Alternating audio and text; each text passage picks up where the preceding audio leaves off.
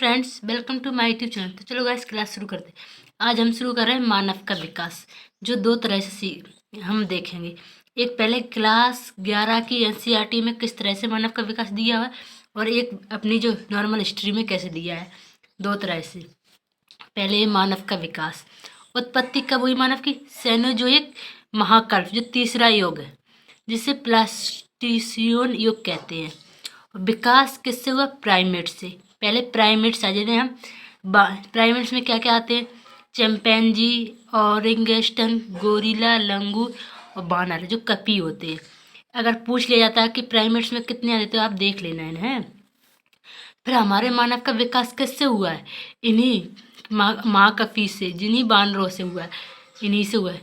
जब जो बानर से, ये प्राइमेट में से इन 4-5 में से बानर से हमारा विकास हुआ है। बानर से एक जो आया था उसे हम रामापिथिकस कहते हैं, जिसे हम थोड़ा बहुत मानव कह सकते हैं।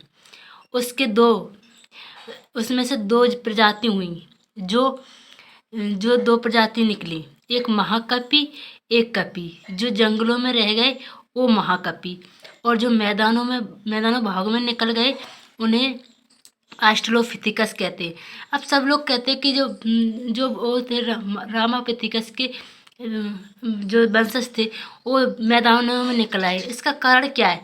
इसका कारण ये है कि मैदान में जाने का कारण ये है कि हिमयुग, उस टाइम सभी पेड़ पौधे खत्म हो गए थे, इसलिए जंगल में रहने के लिए उनका अस्तित्व खत्म हो रहा था, कि फल मिल ही नहीं रहे थे। इसलिए उन्होंने महाकपि में से एक प्रजाति होगी, सो उसे ऑस्ट्रेलोपिथेकस कहते, वो मैदान में आने की कोशिश की है।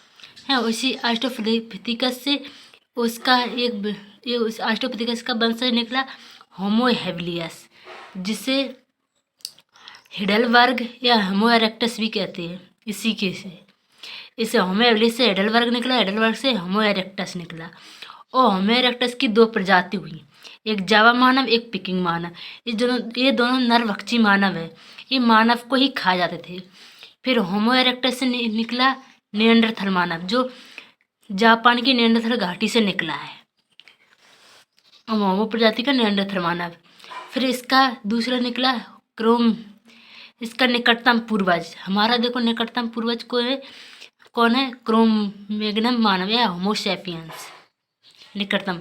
और जो हमारा ऐसा पूर्वज है जिसका निकटतम पूर्वज एक आदि मानव का पूरा ऑस्ट्रेलोपिथेकस, फिर जिसे हम होमो सैपियंस फॉल्सिस भी कहते हैं।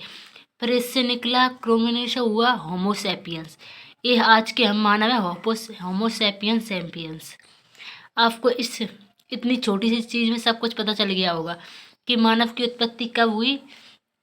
सेनोजोइक महाकल्प के तृतीय युग प्लेस्टोसीन युग में, और प्राइमेट से मानव निकले, जिसमें 5 अंग थे: चिंपैंजी, ओरिंगटन, गोरिल्ला, लंगूर और बानर।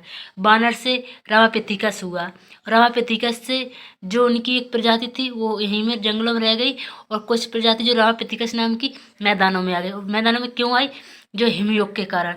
और फिर ऑस्ट्रेलोपिथेकस का आगे चलकर और विकास हुआ तो होमो हेबिलियस, फिर और विकास हुआ तो हिडलबर्ग, और विकास हुआ तो होमो इरेक्टस, फिर निएंडरथल, फिर होमो सैपियंस। इसे क्रो-मैग्नम मानव भी कहते, फिर होमो सैपियंस। मनुष्य का आदि पूर्वज तो जो है ऑस्ट्रेलोपिथेकस, और मनुष्य का निकटतम पूर्वज क्रो-मैग्नम या होमो सैपियंस फॉसिल्स। और इसकी खोज किसने की? डार्ट 1924 में द अफ्रीका के ट्रांसवेल प्रांत में खोजी थी।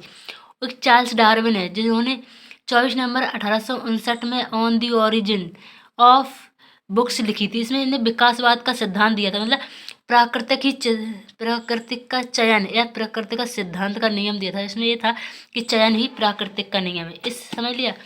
अब यहाँ से समझते हैं जो क्लास 7 की 11 से निकलती है, इसके भी समझ लेते तो समझ में जाए। प्राइमेट्स का उद्भव कब हुआ? 350 से 240 ईसा पूर्व से। इसमें प्राइमेट तो यहाँ पे आ गए।